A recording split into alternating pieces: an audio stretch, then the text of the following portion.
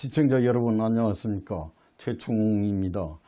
정부의 세금 씀씀이가 지금처럼 지속되면 2029년에는 나라 빚이 2천조 원 이상 넘어설 것이라고 국회 예산정책처가 전망했습니다.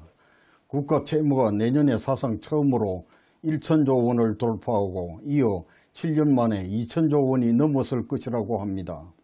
7년 새 나라 빚이 1,000조 원이 더 늘어나는 것입니다. 문제는 국가 채무가 늘어나는 속도가 무서울 정도로 빠르다는 점입니다. 문재인 정부가 출범한 2017년 660조 원에서 내년 1,072조 원으로 증가한 것입니다. 5년 만에 나라 빚이 400조 원 넘게 폭증한 것입니다. 저출산 고령화 여파로 나라 빚이 늘 수밖에 없는 구조인데 문정부에서 국가 채무가 빠르게 늘어난 것은 적자 국채까지 발행하면서 무리하게 확장 재정을 펼쳐왔기 때문입니다. 나라 돈으로 세금 일자리를 늘리고 선거 기간에도 무차별적인 재난지원금과 복지에 돈을 뿌려왔기 때문입니다. 심지어 나라 곳간에 재정을 쌓아두면 썩는다는 엉뚱맞은 개변까지 나와 논란을 빚기도 했습니다. 잘못된 정책의 부작용을 세금을 퍼부어 메워온 결과 국가 채무가 폭증할 수밖에 없습니다. 나라 빚더미가 쌓이고 있는데 여당 대선 후보가 전 국민 재난지원금 추가 지급을 연일 주장하고 있습니다. 전 국민에게 100만 원 기준으로 나머지 6차 재난지원금 30만 원에서 50만 원 지급을 주장하고 있습니다. 50만 원씩 준다면 거의 26조 원이 됩니다. 여당은 밀어붙이려고 나섰지만 김부겸 총리는 당장 재정은 여력이 없다고 부정적인 입장을 보였습니다. 주머니를 막 뒤진다고 돈 나오는 상황은 아니라고 난색을 표했습니다. 이재명 후보의 거듭된 주장에 거부 의사를 밝힌 것입니다. 이를 놓고 정부와 여당 간 대립 갈등 양상이 표면화되고 있습니다. 홍남기 경제부총리도 전 국민에게 주는 것보다 필요한 계층과 대상에 맞춤형으로 지급하는 것이 효과적이라고 강조했습니다. 사실 시급한 것은 2년 동안 정부의 방역에 협조하느라 피해가 누적된 소상공인, 자영업자 등 취약계층 지원이 우선해야 합니다. 코로나 피해 업종의 선별 지원이 바람직한 것입니다. 나라 빚이 눈덩이처럼 불어나는데 김 총리가 분명한 선을 그은 것은 당연한 정부의 책무입니다. 국가 재정 여건이나 대선을 앞둔 시점에서 수십조 원 돈 보따리를 풀겠다는 것은 사실상 관권 선거와 금권 선거라는 오해를 불러올 소지가 다분합니다. 곧 바로 야당이 매표 행위라고 반발하는 이유입니다.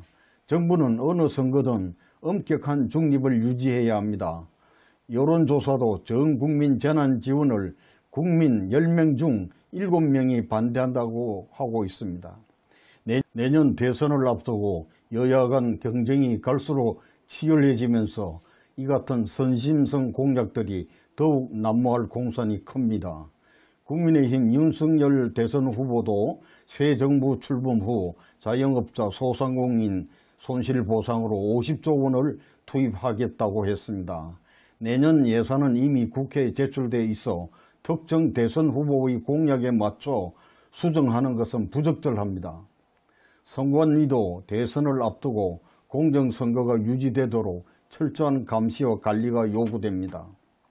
정부는 선거 외풍에 휘둘리지 않고 재정 원칙을 지켜야 합니다. 재정 건전성을 유지하는 것은 재정 운용 담당 관료들의 책무입니다.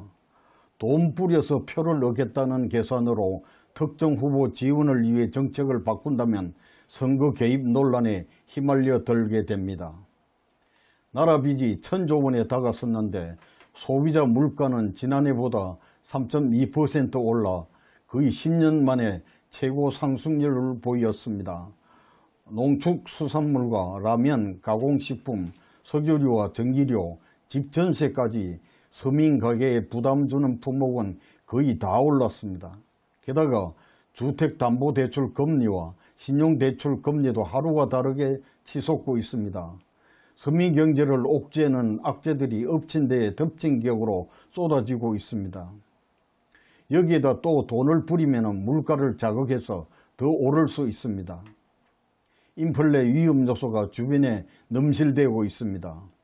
물가 상승으로 임금 인상 요구가 더 커질 것이고 한국은행의 추가 금리 인상도 불가피해질 것입니다. 정부는 가계 부채를 줄이느라 금리를 올리고 대출 규제까지 나섰습니다. 나라는 빚을 마구 내면서 국민 가계는 부채를 줄이려 하고 금융당국은 돈줄을 조이는데 대선 후보는 수십조 원의 재난지원금을 뿌리자고 합니다.